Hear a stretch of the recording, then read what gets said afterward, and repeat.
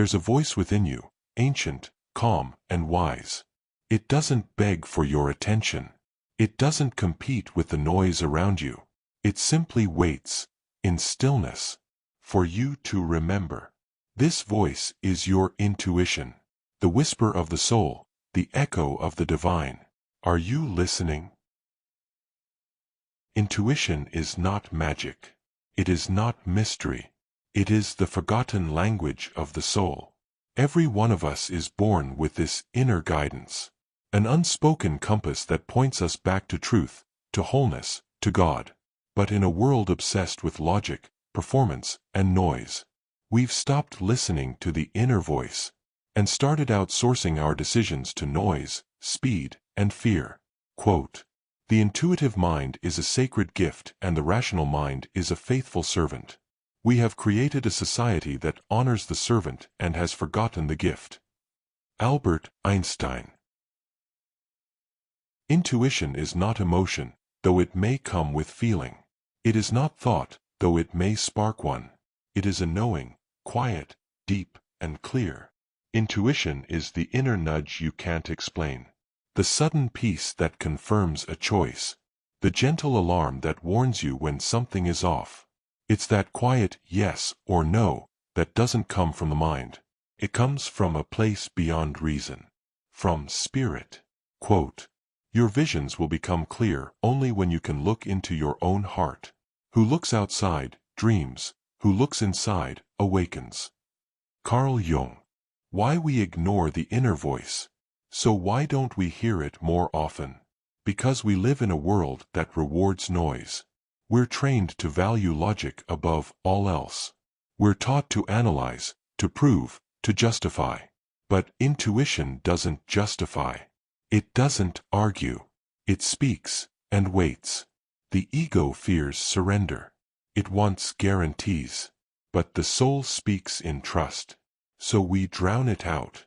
With distractions, with doubt, with busyness. Like a radio station playing divine music, intuition is always broadcasting. But unless you tune in and clear the static, you'll miss it. Quote, "In the attitude of silence the soul finds the path in a clearer light." Mahatma Gandhi. How to return to the voice within. To hear your intuition again, you must first become still. Silence is not a void. It is a sanctuary. It's the soil in which divine wisdom takes root. Here's how to begin. Carve moments of stillness into your day. Even 5 minutes of silence can shift your inner landscape. Journal your nudges. Write what you sense, not just what you think. Meditate. Not to silence the mind, but to hear beyond it. Ask questions in prayer, and then listen. Not with ears, but with presence. Follow the peace. Divine intuition always leaves a trail of calm. Quote, "The quieter you become, the more you can hear." Ram Dass. "My sheep hear my voice, and I know them, and they follow me." St. John 10:27.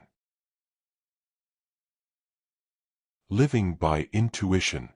Abraham heard a call, "Go from your country, to the land I will show you." No map, no guarantee, just trust. And he followed. Millions have heard similar calls. To start a new life, to walk away from what feels safe. To say yes to something that doesn't make sense, but feels deeply right. Quote, "When you do things from your soul, you feel a river moving in you, a joy." Rumi. Living by intuition doesn't mean your life will be easier, but it will be truer, deeper, aligned. You will make mistakes. That's okay. Discernment is learned over time. The more you listen, the more clearly you hear. Mistakes aren't signs you can't trust your intuition. They're part of how you refine the connection. Just keep returning. Keep trusting. Keep listening. Quote, "Faith is taking the first step even when you don't see the whole staircase." Martin Luther King Jr. Your soul already knows. It has always known. It speaks with love, never fear. With peace, not pressure. Your job is not to force the answers. Your job is to listen, to become still, and to trust. Ask today, what is the quiet truth my soul is trying to tell me? Then, be silent, because your intuition speaks. And when you learn to listen, your whole life changes. Listen deeply. Trust completely. Walk in light. Subscribe for more spiritual awakening.